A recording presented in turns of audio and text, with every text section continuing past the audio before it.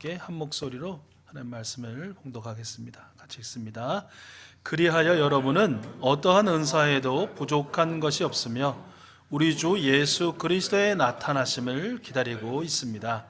우리 주 예수 그리스도께서 나타나실 날에 여러분이 흠잡을 데 없는 사람으로 설 수 있도록 주님께서 여러분을 끝까지 튼튼히 세워주실 것입니다. 하나님은 신실하신 분이십니다. 하나님께서는 여러분을 부르셔서 그 아들 우리 주 예수 그리스도와 친교를 갖게 하여 주셨습니다. 아멘. 아멘.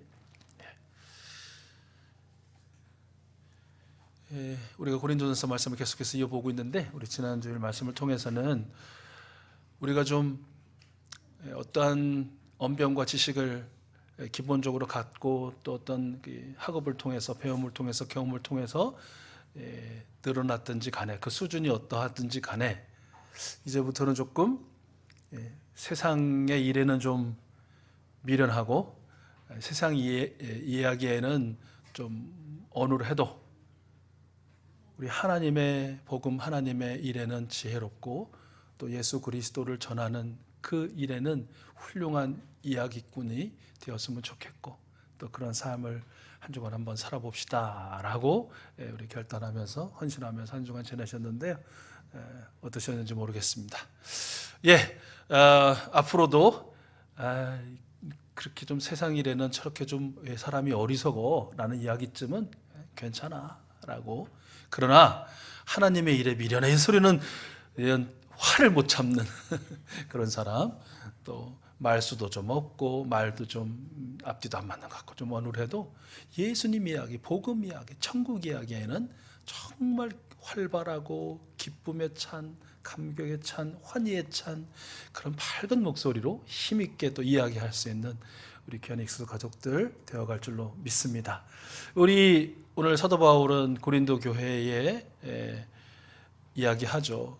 여러분은 예수 그리스도의 나타나심을 기다리는 사람들입니다. 무슨 말이에요?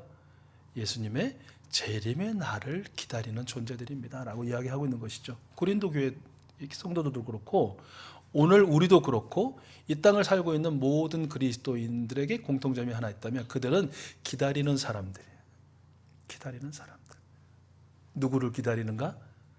다시 오실 예수 그리스도를 기다리는 사람들이다 라고 할 수 있습니다. 여러분 여쭙겠습니다. 여러분도 기다리시는 분들 맞으십니까?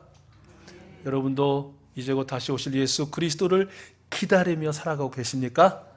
여러분 예수 그리스도가 다시 오시는 그 재림의 날은 어떤 날입니까? 크게 두 가지로 이야기할 수 있을 것 같습니다. 첫 번째는 예수 그리스도 재림의 날은 새 하늘과 새 땅이 열리는 날이죠. 우리가 너무나 잘 아는 본문 말씀이죠. 요한계시록 21장 1절에서 4절, 우리 두 페이지에 걸쳐서 나올 텐데 우리 같이 읽어봐요. 시작. 나는 새 하늘과 새 땅을 보았습니다. 이전의 하늘과 이전의 땅이 사라지고 바다도 없어졌습니다.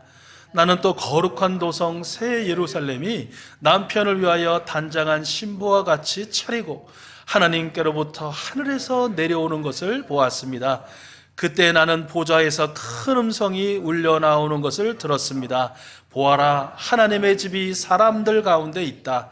하나님이 그들과 함께 계실 것이요 그들은 하나님의 백성이 될 것이다.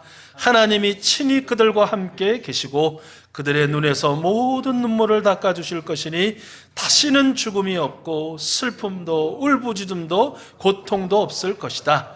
이전 것들이 다 사라져 버렸기 때문이다. 아멘. 베드로후서 3장 12절과 13절 말씀도 이어서 우리 함께 봉독해 보겠습니다. 같이 읽겠습니다. 시작. 하나님의 날이 오기를 기다리고 그 날을 앞당기도록 하여야 하지 않겠습니까? 그 날에 하늘은 불타서 없어지고 원소들은 타서 녹아버릴 것입니다. 그러나 우리는 주님의 약속을 따라 정의가 깃들여 있는 새 하늘과 새 땅을 기다리고 있습니다. 아멘. 신약교회의 성도이든 우리 선배들의 모든 성도들이든 오늘의 우리든 앞으로도 또 예수님을 믿고 살게 될 우리 그리스도인들, 그들은 예수 그리스도의 재림의 날을 기다린다. 근데 그 날은 어떤 날이기에 그토록 기다리는가? 이전과는 전혀 다른 거. 이게 사실은 성경의 기자들도 사람이잖아요. 사람이 갖는 그 시대의 문화가 있고 또 그 문화에서 비롯된 언어들, 이렇게 문자들, 표현들 뭐 이런 거 있잖아요. 그들이 가진 최고, 최선, 최대 표현력이 이 정도인 거예요.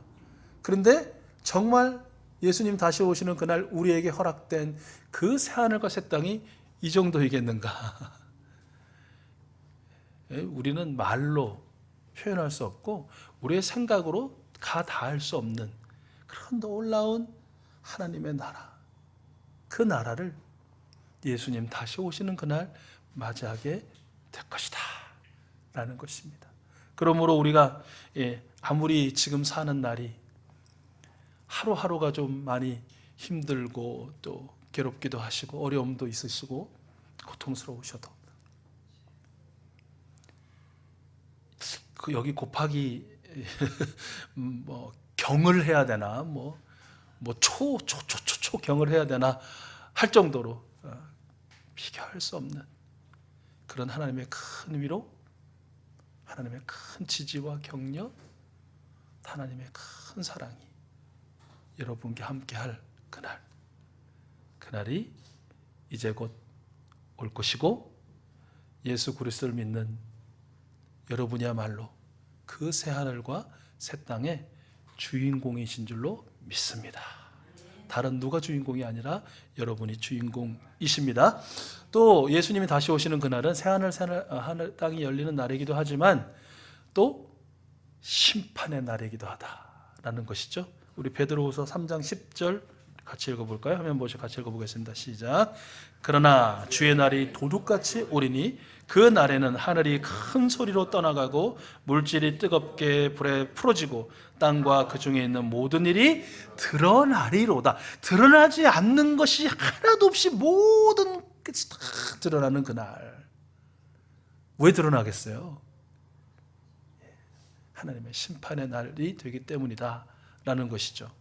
마태복음 16장 27절 말씀, 우리 예수님의 말씀을 한번 직접 들어볼까요? 같이 읽어보겠습니다. 시작.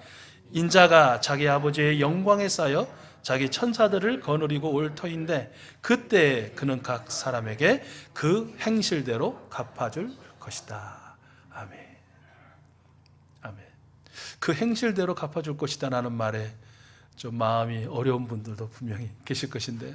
그러나 여러분, 예수 그리스도께서 다시 오시는 그날이 심판의 날이다라는 건 사실 예수님을 믿지 않는 사람들에게 해당되는 말이고요. 예수 그리스도께서 다시 오시는 그날 예수님을 믿는 여러분에게는 어떤 날이 되실 것 같습니까? 상 받는 날이 될 줄로 믿습니다. 의의 면류관, 생명의 면류관을 수여해 주실 텐데 그것을 받아 쓰는 상 받는 날이요, 구원의 완성의 날이요, 또한 승리의 날이 될 줄로 믿습니다. 이런 날을 바울은 고린도 성도들에게 7절에서 기다리되, 그 기다린다는 말 안에는 열망하면서 기다리는 거예요. 그리고 기다리되 끈기 있게 기다리는 것이. 어제 잠깐 저희 이제 자유목장 목원들 좀 주 중에 한번 만나서 같이 또 오랜만에 삶을 나누는데, 이제 만남의 장소에 먼저 도착했거든요. 그리고 기다리고 있는데 뒤에서 어떤 젊은 아가씨가 펄쩍펄쩍 뛰는 거예요. 왜 뛰지? 하고 이제 딱 정면을 봤어요. 근데 정말 그녀를 만나기 전 50m 전부터 저기서 한 청년이, 이제 남자 청년이 오는데, 아이고, 빛이 나는 거예요. 광이 나는 거예요, 그 얼굴에. 얼마나 그냥 이게 막 웃음을 참지 못해가지고 막 실룩실룩 하면서 오는지, 또 이제 이어폰, 우리 젊은이들 이어폰 많이 끼고 있잖아요. 막 웃으면서 이어폰 정리하는 거예요, 이어폰. 그동안 음악을 들었든지 무슨 강의를 들었든지 모르겠는데 일단은 그걸 빼가지고 탁 정리하고 그걸 가방에 탁 넣고 탁 온몸 매무새를 탁 하고 오는데 점점점 발걸음이 빨라지는 거예요. 짐작하셨죠? 저도 짐작했습니다. 앞뒤가 연인이구나.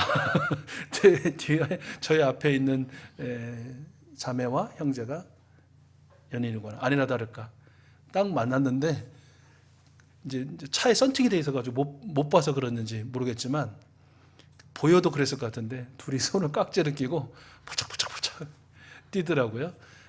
이 기다림이라는 것이, 온전한 기다림이라는 것이 그냥 되게 무감정하고 또 무표정하고, 그리고 조금 기다렸다가 안 올란가 보다, 이게 뭐 그냥 그 자리를 뜨는 기다림이 아니고, 어찌됐건 모르죠. 약속이 정확했는지, 뭐 누가 좀 늦었고 빠르고 왔는지는 모르겠는데, 아무튼 그 자리에 서서 기다리고 저기서 오는 그 연인을 향해서 포착포착 뛸 수밖에 없는 그런 모습. 또 저 멀리서 작은데 포착포착 뛰고 있는 연인을 보면서 그동안 뭘 했든지 모르지만 빨리 정리하고 이제는 연인에게만 집중하려고 탁 하고 정신도 가다듬고 옷도 가다듬고 마음도 가다듬고 이렇게 딱 오는 모습이, 그리고 딱 해서 만나는 모습이 얼마나 예쁜지. 어떤 생각이 들었겠어요? 나도 한때 저런 적이 있었지 뭐. 지금은 안 와? 그러면 그냥 가버리고, 저기서 와도 뭐 오는지 마는지 뭐 그냥 내 할 거 계속 하다가 코앞에 와요. 그때 이어폰을 뺄 정도가 뭐 어떤 이런, 이게 어떤 기다림의 양상이라는 것이 좀 다르죠. 이게 그냥 어떤 연인 사이의 이야기일 수도 있지만, 예수님을 기다린다는 것의 어떤 그런 양상도 보면 그런 거 느끼는 거예요. 제가 예수님을 이제 처음 만났고 그 일로 인하여 너무 감격스럽고 매일 새벽마다 달려나와서 기도하고 찬양하고 또 밤에 가서 또 기도하고 찬양하고, 이게 제가 청년 때였거든요. 그러니까 이 앞에 예수님이 마냥 계시는 것 같고, 막 예수님을 향해서 노래도 만들고 막 하여튼 별쇼를 다 했어요. 막 포착포착 뛰는 것 같고 막. 근데 이게 신학교를 가면서부터 망가졌어요. 이게 희한하죠. 여러분 들 수 있으면 절대로 신학교 가지 마시기 바랍니다. 망가집니다. 신학교를 가고 목사가 되고 이렇게 시간을 지나면서, 근데 여러분 착각을 안 하시면 좋은데, 제가 죄송해요. 이렇게 일반적으로 말씀드려서 저의 경우 그렇다는 거고, 안 그러신 분이 훨씬 많으니까. 근데 어느 분은 그러신다고 그러잖아요. 그 사모님이 사랑스러운데 가장 사랑스러운 날이 오늘이고 더 사랑스러운 날은 내일일 거라고, 그렇게 고백하는 분도 계셔요. 뜨문뜨문. 어쨌든 이게 지금은 그러니까 예수님에 대한 기다림이라는 게 이런 말씀을 대하고 또 어떻게 보면 굉장히 의무감으로 이 말씀을 전해야 되는데, 그럼 내가 이렇게 내 마음에도 없이 그냥 하면은 그냥 뭐 AI가 전하는 거랑 비슷한 거니까, 그래도 내가 한 주만이라도 하루만이라도 더 회개하고 막 다시 그 열망을 끌어올려 가지고 이런 에너지로 전해야지라는, 이렇게 되어버린다는 것이죠. 그게 좀 많이 안타까운 것 같아요.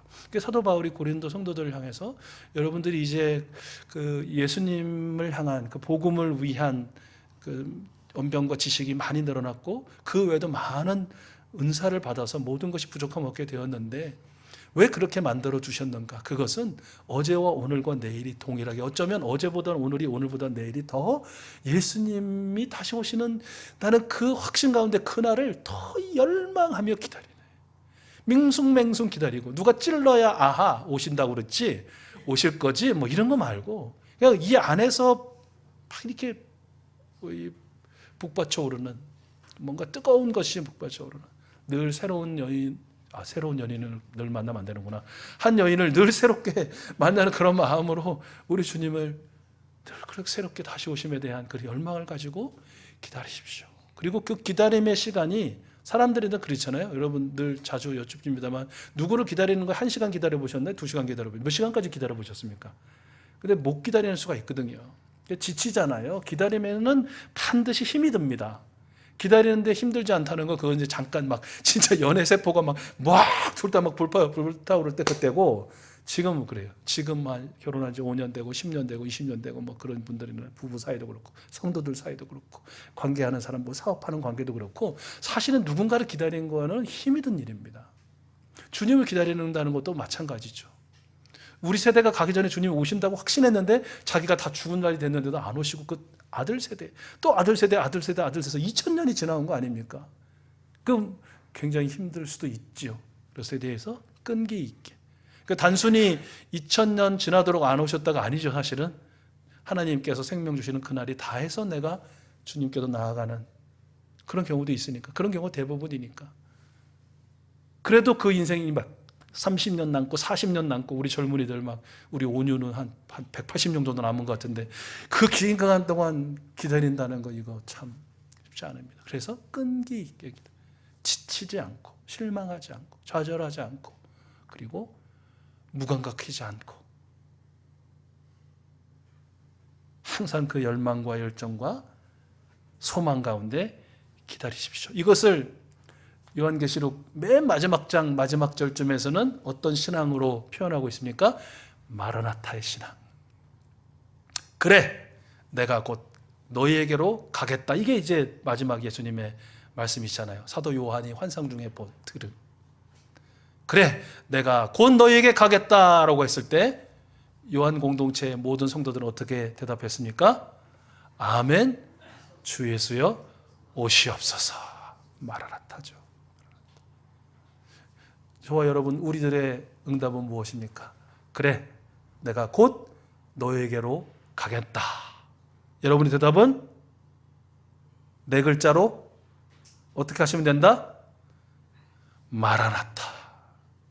마라나타. 주 예수여 오시옵소서. 주여 오시옵소서. 이것이 바로 이 열망하는 마음, 또 지치지 않고 끈기 있는 마음으로 주님의 기다림을 기다리는 사람들의 고백이에요. 마라나타. 아멘. 주 예수여 오시옵소서. 여러분 모두, 우리 모든 익수수 가족들이 마라나타의 신앙으로 늘 새롭게 아멘 주 예수여 오시옵소서, 그의 오심을 열망하며 끈기 있게 기다리는 믿음의 사람들 되실 줄 믿습니다. 그런데요, 주님께서 이렇게 말씀하시는 거, 어떻게 말씀하시냐면 그 고백과 재림의 날, 그날의 사이가 있잖아요. 그날에 살아가는 동안 내가 너희에게 이런 복을 줄게, 이런 은혜를 베풀어 줄게 말씀해 주시는 거예요. 8절 말씀인데 오늘 본문 8절이었는데 우리 다시 한번 화면을 보시고 같이 읽겠습니다. 시작. 우리 주 예수 그리스도께서 나타나실 날에 여러분이 흠잡을 데 없는 사람으로 설 수 있도록 주님께서 여러분을 끝까지 튼튼히 세워주실 것입니다. 아멘, 아멘. 주님께서 말씀해 주신 거예요. 너희가 나를 만나는 그날 있잖아. 그날 정말 너희는 흠잡을 데가 전혀 없구나. 잘했다. 착하고 충성된 종아. 라고 예수님이 인정하실 정도로 우리 하나님께서 우리 사는 날 동안 그렇게 끝까지 튼튼히 붙들어 주시겠다, 인도해 주시겠다라고 말씀해 주시는 것이에요. 이 말씀에 여러분의 눈빛을 보면 전혀 동의할 수 없는 눈빛입니다. 왜 그렇습니까? 하나님의 능력이 아무리 크셔도 저도 알고 하나님도 아시지 않습니까? 저라는 존재가 흠잡을 데가 전혀 없는 존재가 된다고요? 흠잡을 데가 많은 정도가 아니라 어떻게 보면 흠투성인데 흠이 토덕토덕 붙었고 앞으로도 더 붙일 예정일 제가 사람이 보기에도 아니고 얼마든지 가릴 수 있고 감출 수 있고 다른 가면을 드러내서 없는 것처럼 사람에게는 보일 수 있지만 모든 것을 다 통찰하시고 바라보시는 하나님 앞에서 제가 흠잡을 데 없는 사람이 된다고요? 그런 존재로 하나님 앞에 설 수 있다고요? 다시 오시는 예수님 앞에 설 수 있도록 하신다고요? 말도 안 되는 소리 하지 마세요 라고 생각하실 수도 있을 것 같아요. 그런 생각을 가지시니까 말씀을 읽으시면서도 전혀 은혜를 못 느끼고 메마른 눈빛으로 그냥 저거는 화면이고 까만 건 글씨지 뭐 한번 그런 표정이 있을 것 같은데, 여러분 그것이 우리 마음이죠. 그것이 우리 마음이고 우리의 심정이고요, 우리의 실존이에요. 그런데 여러분 아시죠? 우리가 어떻게 되어지는 건 우리가 해서 되어지는 게 아니다라는 것이에요. 여기 이렇게 생겨서 나고 싶은 분, 계획하셨던 분 한번 손들 한번 들어보십시오. 여러분 이렇게 나오고 싶으셨나요? 이런 모습으로? 아무도 안 계시잖아요. 하나님 앞에 서는 마지막 날도 나는 이렇게 설 거야 라고 여러분 생각하고 기대하고 한 대로 될까요? 잘 안 될걸요? 하나님의 약속이니까 하나님의 약속을 어떻게 하시면 돼요? 어떻게 하시면 돼요? 네, 믿으시면 돼요. 믿으시면. 나란 존재는, 나란 실존은 내가 생각할 때, 다른 사람들이 볼 때, 평가할 때 이런 존재지만 우리 하나님이 보시기에는 마지막 그날, 우리 예수님을 다시 만나게 되는 그날 정말 흠잡을 데 없는 존재로 하나님 앞에 떳떳이 설 수 있도록 나를 만들어 주실 것이다. 만들어 주실 것이다. 믿으시면 믿으시면 아멘은 어떻게 하셨어요? 되게 익숙한 그 라임이죠. 아멘. 근데 어떻게 그렇게 만들어 주시느냐? 우리가 믿지 못하겠는데, 그게 불가능한 일인 것 같은데, 9절에서 이렇게 말씀해 주고 계세요. 우리 화면 보시고요. 9절 말씀 같이 읽겠습니다. 시작. 하나님은 신실하신 분이십니다. 하나님께서는 여러분을 부르셔서 그 아들 우리 주 예수 그리스도와 친교를 가지게 하여 주셨습니다. 아멘. 먼저 결론적으로 방법은 뭐냐면, 우리가 흠잡을 데 없는 사람으로 하나님 앞에 설 수 있도록 만들어 가시는 방법은 우리 주 예수 그리스도와 우리를 뭐하게? 친교하게 만들어 주심으로써, 친교를 나누게 하심으로써 그렇게 우리를 세워 주신다라고 말씀해 주시는 것이, 하나님은 신실하신 분이다. 하나님은 믿으실 만한 분, 정말 끝까지 변함이 없는 분이다라고의 그 신실에 두 가지 의미가 담고 있어요. 그것은 뭐냐면, 하나님은 우리를 부르심에 후회가 없으시다. 우리는 누구누구하고 부부된 거, 심지어 누구누구하고 친구된 거, 누구누구와 어떤 관계 맺은 거 후회할 때 있으세요, 없으세요? 절대 없는 분도 계시겠지만 대부분 후회가 있습니다. 물르고 싶다. 그 재미난 이야기를 들었는데, 조금 그 어떤 여자분에게, 그러니까 남자분에게, 부부가 나란히 있는데 남편에게 당신은 다시 태어날 일도 없지만 다시 태어난다면 이 아내와 결혼하시겠습니까? 했더니 예, 저는 당연히 지금의 아내와 결혼합니다. 이렇게 대답하시더라고요. 근데 반대로 아내에게 물어봤어요. 아내는 다시 태어나면 지금의 이 남편과 결혼하시겠습니까? 했더니 아내가 뭐라고 대답해 준지 아세요? 예, 다시 태어난다면 내가 남자로 태어나고 싶습니다. 아예 뭐 다시 결혼이고 자시고, 아예 남자는 다시 그냥 내가 남자로 태어나고 싶다 할 정도로, 하여튼 재미로 한 이야기일 수도 있고 하지만, 진심이 섞여 있는 말이기도 하지만, 아무튼 우리의 어떤 소위 이제 부름에는 그 후회가 있어. 근데 하나님의 부르심, 우리를 불렀잖아요. 우리를 존재를 공정의 딸로 부르시고, 김원정을 딸로 부르시고, 오세종을 아들로 부르시고. 어떻게 시겠어요? 여러분이 하나님이시라면 단 며칠 만에 어떤 감정이 올라오실 것 같습니까? 후회 막급이라고 해야 될까? 근데 하나님은 그 후회 안 하신다는 거예요. 그럼에도 불구하고 우리를 아들이라 부르시고 딸이라 부르시는, 예수님을 십자가에 내어주시면서까지 우리에게 영생을 수여해 주신 그 하나님의 부르심에 후회하지 않으신다. 또 하나는, 하나님은 우리의 부르심을 철회하지 않으신다. 절대로 철회하지 않으신다는. 어떤 사람이 잘 믿다가 떨어져 나간처럼 보여도 정말 그가 믿었다면, 예수님을 영접했다면, 그는 얼마든지 하나님의 능력 가운데 다시 돌아오고, 다시 하나님의 편. 그러니까 우리가 그런 소망을 가지고 그래서 기도하는 거 아니에요. 지금 신앙을 쉬고 있거나 또 교회를 떠나 있거나 또 이렇게 잠시 흔들려 있는 사람들, 하나님이 저를 구원하셨기에, 그가 하나님을 붙들고 있기에 언젠가는 꼭 돌아올 줄로 믿습니다 하면서 절대로 그의 부르심을 철회하지 않으시는 하나님의 은혜가 그에게 임할 줄로 믿습니다라고 여러분 기도하시는 거죠. 맞습니다. 하나님은 신실하신 분이에요. 그래서 우리를 부르심에 후회도 없으시고 우리를 부르셨을 때 다시 철회함이 없으시다라는 것이에요. 그 신실하신 하나님이 저와 여러분 예수 그리스도와 친교를 가지게 함으로써 흠잡을 데 없는 존재로 우리를 세워가시고 만들어 가신다. 근데 친교회는 이제 오늘 설교 결론, 말씀 나눔의 결론인데 설교 제목이기도 합니다. 이 친교라는 말에는 우리말로 두 가지 의미를 갖고 있습니다. 하나는 사귐. 한번 해보실래요? 사귐. 네, 사귀다의 사귐입니다. 두 번째는 동력. 함께 일하다의 동력입니다. 친교는 뭐냐? 사귐이고 동력이다라는 것이에요. 이 친교가 사귐이고 동력이다라는 거를 성경에서 어떤 예수님과 함께 제자들이 지냈던 사건 중에 딱 밝히 드러내는 사건을 꼽으라면 예수님께서 한 산에 올라가서 변화된 사건, 우리가 소위 변화산 사건이라고 부르는 것이에요. 성경에는 변화산이라는 말 없습니다. 변화산이라 찾아봐야 없어요. 지리에 가도 그냥 처산이, 이스라엘에 가도 첫쯤이 아마 변화산일 거다, 변화된 산일 것이다라고 하는데요. 어쨌든 베드로, 야고보, 요한, 요 3대장, 예수님의 제자 중에 넘버 3, 1, 2, 3가 같이 예수님하고 한 산에 올라갑니다. 뭐하러 올라가죠? 그렇죠. 기도하러 올라가요. 놀러 올라간 거 아니고 기도하러 올라가죠. 그래서 예수님 기도하실 때 어떤 예수님의 현상을 제자들이 보게 됩니까? 특별히 베드로가 아주 열심히 바라보죠. 예수님의 얼굴에서 광채가 나고 예수님의 옷이 정말 눈이 부시게 눈이 뜰 수 없을 정도의 광채가 바라는 그런 광경을 목도하게 돼요. 황홀하죠. 그리고 누가 나타나요? 모세와 엘리야가 나타나서 예수님과 함께 이야기를 나누는 것. 우리나라로 하면 아마 세종대왕과 이순신 장군쯤 되실 거예요.